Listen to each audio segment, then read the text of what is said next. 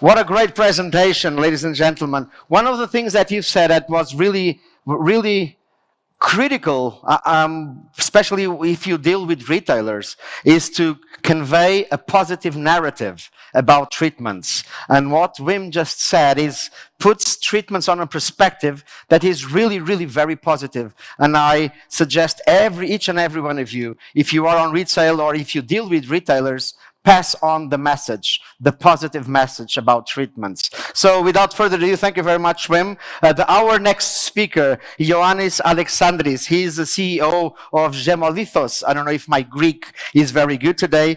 He is the chairman of the ICA Communications Committee. He is in the board of directors of the Victoria and Albert Museum, also a member of the Louvre Museum in Paris, also the British Museum in London, and he's an expert in antique high-level jewelry. He just published a book last year on antique jewelry, 1,800, I'm very bad with numbers in English, 1939, Appreciating the Dreams. Ladies and gentlemen, a big applause for Ioannis Alexandris.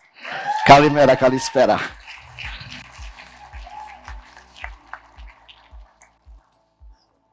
I'm going to test if this thing is working. First of all, yeah, you got it. Yep.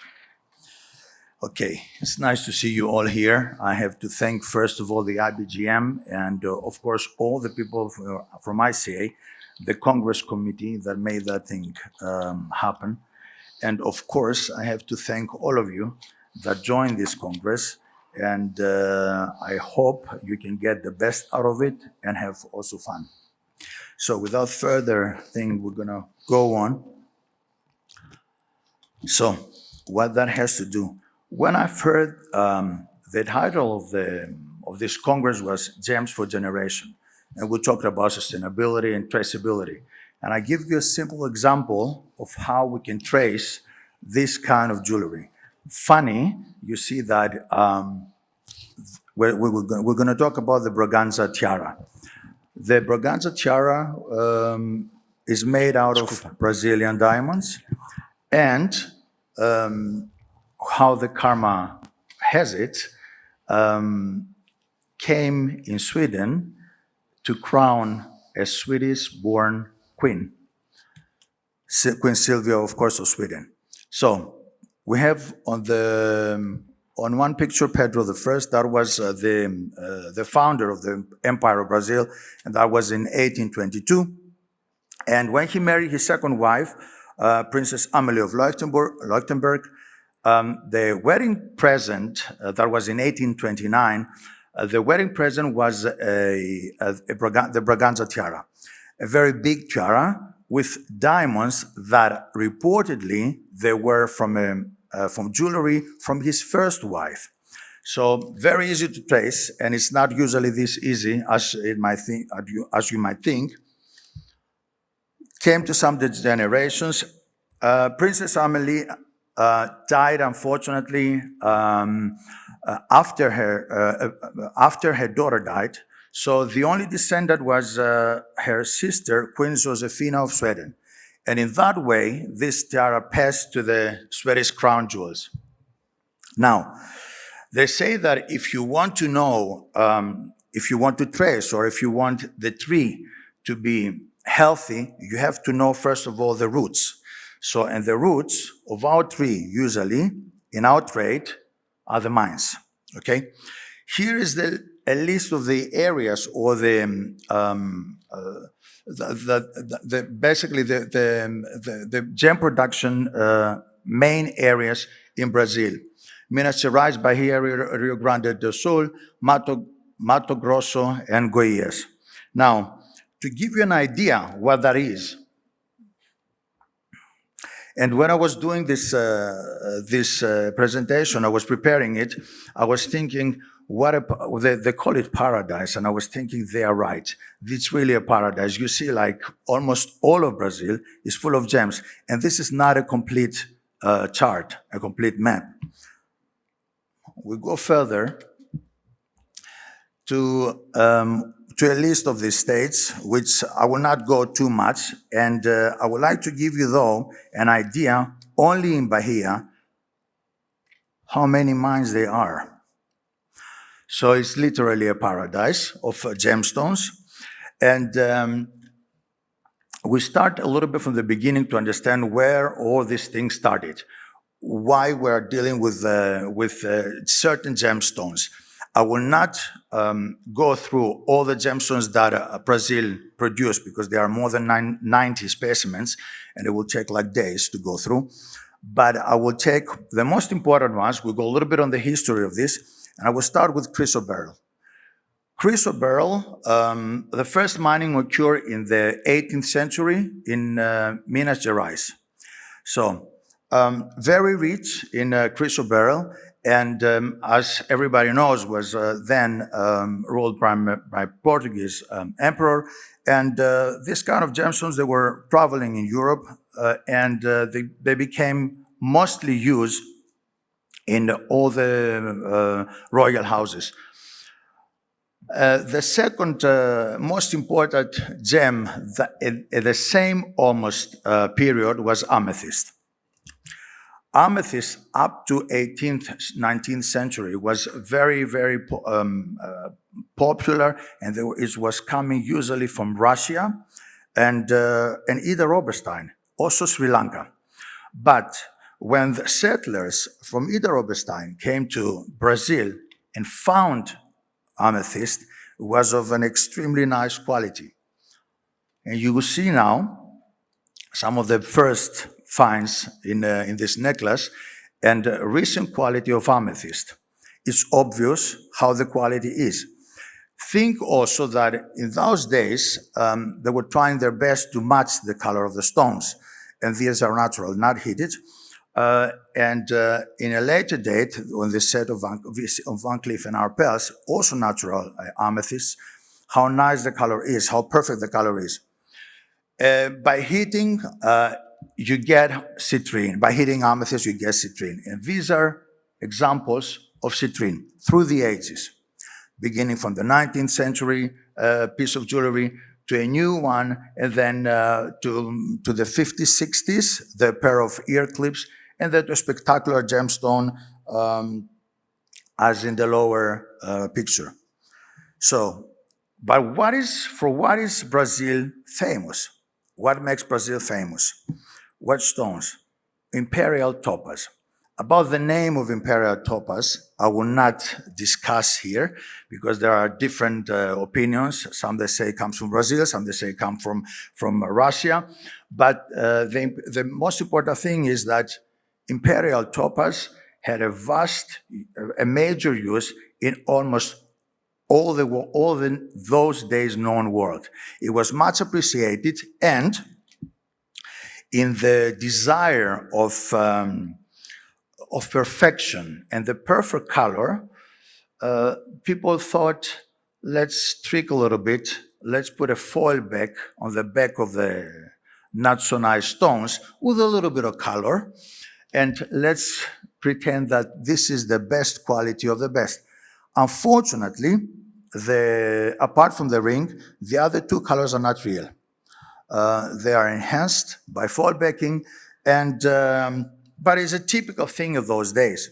Now, you find this gemstone, imperial topaz, in Ouro Preto and Minas Gerais again, from around 1750s. And when we go through some images, you will see how the quality in every, let's say, 50 years or 100 years is getting better and better. And we will reach the point where we have this desirable and dreamy color. Let's go through. In the first set, is still manipulated. It's not a real clear and the real color. So in the other one, we're almost there, but not so much. Another one, we're getting almost there. The set of it, pretty much well done. Then we have these crazy, amazing crystals. And that was too much. We have those two. The pink one, it is very, I would not say common, but very desirable and very rare. But the pendant on your left, it's a really amazing stone. And then, we'll go further. in this pair of earrings from Jar, which are reaching almost perfection on what we want on an imperial topaz. And if you think that is the best, there is a surprise. So you have everything there. This fire, the orange, the red, everything is in there.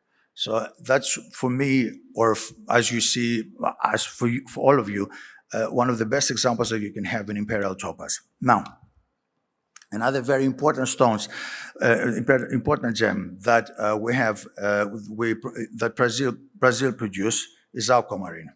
He is a good friend of mine, so to see how that was an extremely clean crystal, and comes from Minas Gerais also, and is 23 centimeters, and he was so kind to give me a picture in comparison with his size, so you can see how beautiful and how big these crystals are. Certainly, I shouldn't forget to mention this great thing, the 10,000 carat that is in the Smithsonian Institute, and that was found in 1980s, and was cut, or let's say created, this sculpture by Baron Munsteiner in the 1992-1993. But were all these aquamarines like this? No, and this is a very nice example.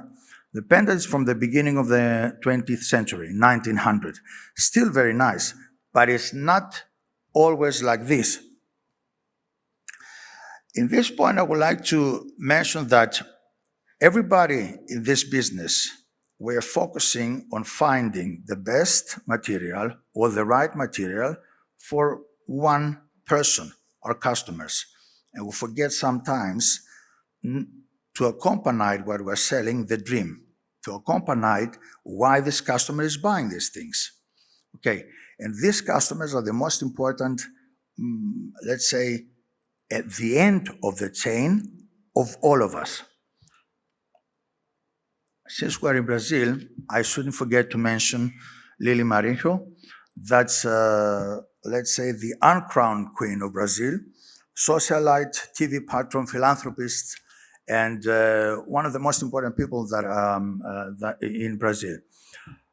The Brazilian members probably will know her, but not all of us know. Now, those people like Lili Marinho and our late Queen Elizabeth II are, let's say, the ones that are giving the possibility or the motivation to buy these things, okay? So, very cleverly, the necklace and the earrings were given in 1953 by the Brazilian government on behalf of the people of Brazil. Very clever move, because up to now, Queen Elizabeth II had not an aquamarine set. By that, she was the greatest representative of Brazilian material all over the world. And not only that, after some years, in 1957, she's creating a tiara from garret. And later on, in another visit, the Brazilian people, the governor from Sao Paulo, presented her with another set, with a brooch and a bracelet, which is, again, from the finest quality. We shouldn't forget, again, one more person, Lily Safra, that her collection was one of the best that appeared ever in auction. Now, by saying that, what are the most important finds that we have other than this, let's say, well-known gems? Paraíba tourmaline. So, the copper-bearing tourmaline was found around by the end of 1980s, and that was a sensation those days. It was something different. It was very much not at the very beginning was not very much welcomed, but now the prices are skyrocketed. All the material that we're going to see in the next images are of Brazilian and no heat, because Paraíba tourmaline is being hit as some other materials from Nigeria and Mozambique. So these are some examples. I had only one price, just to give you an idea what a 10 carat or 12 carat stone will fetch those days in the market. And something to compare why we have these finds in the same almost position in Nigeria. So the material is not quite the same, but still you can see that there is a connection on this geologically. So somebody used this once again, a very good example from the GIA. And also, if you think that that's it with Paraíba, and how much color can we have in one crystal, this is a very good example. An amazing piece of mineral, which have almost everything. So the imagination or the creation of Earth is unimaginable. And we're coming to one of the most important finds in Brazil. Alexandrite is a chrysoberyl alexandrite. We talked about chrysoberyl before. Is one of the rarest gemstones that we can find on Earth.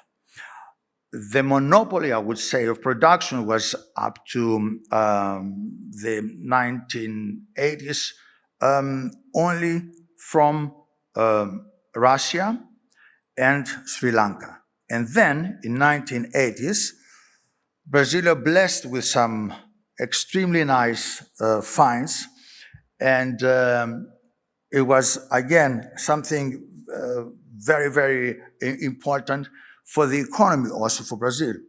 Now, in Lavra de Hematita in 1985 was one of the greatest finds of discoveries of alexandrite in history. And this is the example or the colors that you can expect. To that, we have also Katsai chrysoberyl from Bahia, Espírito Santo, representatives of this. And not to forget a gemstone that we usually underestimate, opals. Opals are always out from Australia. Australia, of course, is the biggest producer, and it produces a fantastic material. But what is nice on the areas that this material is found is that the byproducts, or let's say the waste of these opals, is given to the local communities, and they are doing mosaics to sell further. So this is something that the communities will give further. The communities profited, and also, and not only the miners. We shouldn't forget, of course, the person that we kind of thank a lot in Brazil, Julius Roger Sauer. Let's say a legend. He opened his company in around 1949, and is gained international acknowledgement through his involvement of nomenclature of Brazilian emeralds, and also the removing of the use of semi-precious gems. Why? In the 19th century, or let's say better, in the 18th century, amethyst was rare, very rare, and it was a precious gem. But later, when we have finds in Brazil, in Sri Lanka, in Russia, this material was plenty in the market, so it's not so much valuable. And then with this, together, amethyst together with some other stones became like semi-precious stones. Julius Sauer was the one that was against this, and finally we got in this position today that all these gems are not called anymore semi-precious because every gem is precious. I couldn't forget to mention the Belmont mine. Operating with sustainability, with high-end technology, and the most important for me when I was doing this presentation was that it's one of the companies that, apart from the ethical practices, they have programs for environmental education, social development, and also in the communities near the mining area, which is in our days is a must. So also by creating a 3,400 acres of Atlantic forest in protection of the wildlife. Just an example of the nice Belmont emeralds. And I don't have so much time, but I'll try to finish it as quickly as possible. Diamonds should not be left in our list. Brazil was the major producer of diamonds after India stopped producing diamonds in the Golconda mines. That happened until 1870s. So, and the diamond that we're going to discuss today is the Star of the South. The Star of the South is a 128 carat diamond found in Brazil in 1853, moved all the way to India, and it became the trademark of the Gaekwar of Baroda in this spectacular necklace. Later in the 2000s, it was sold and bought from Cartier, and Cartier made a spectacular bracelet that was bought subsequently from Her Royal Highness Saika Moza from Qatar. And again, the diamond, it's a fancy light purplish brown. Now, another notable diamond is the President Vargas, found in 1938. And if you think that what else can Brazil can produce are these two little guys. Perhaps the most spectacular colored diamonds that ever came from Brazilian ground. The Mosaic Fred, and the other one is the Green Lantern. The Mosaic Fred is a 5.11 carat diamond, it's a red, and the other one, the Green Lantern, 13.88, is the biggest fancy, intense yellowish green diamond that GIA ever certified. So we're coming to somebody that most probably you all know, Carmen Miranda. Carmen Miranda, we have to give her the credits of the best export woman in Brazil. Also the Chiquita face and wearing a lot of jewelry. The person that everybody wished to have as a client. Now, further to the designers. Designers play a big role in nowadays in Brazilian market. Innovative, with using ethical practices, sustainability, with using the maximum of their talents. They're, I would say, conquer now the international market and not only the Brazilian market. I was said that the designers has to produce 4 lines in every year, and pretty much hard thing to do, but they succeed that very, very good. Another one, Sauer and Stern, big companies, and with that, I want to thank you very much, and I hope that the next find will be a similar gem like this in Brazil. Thank you very much. Thank you very much, Ioannis. What a wonderful presentation. I'm sure that if we don't have many time for questions, but if you wish to ask questions to Wim or to Ioannis, Wim is really easy to see from afar. Ioannis, you can see the reflection. So come to him, and I'm sure that they will be happy to fulfill your questions. Thank you very much, Ioannis. Great presentation, my friends. Thank you.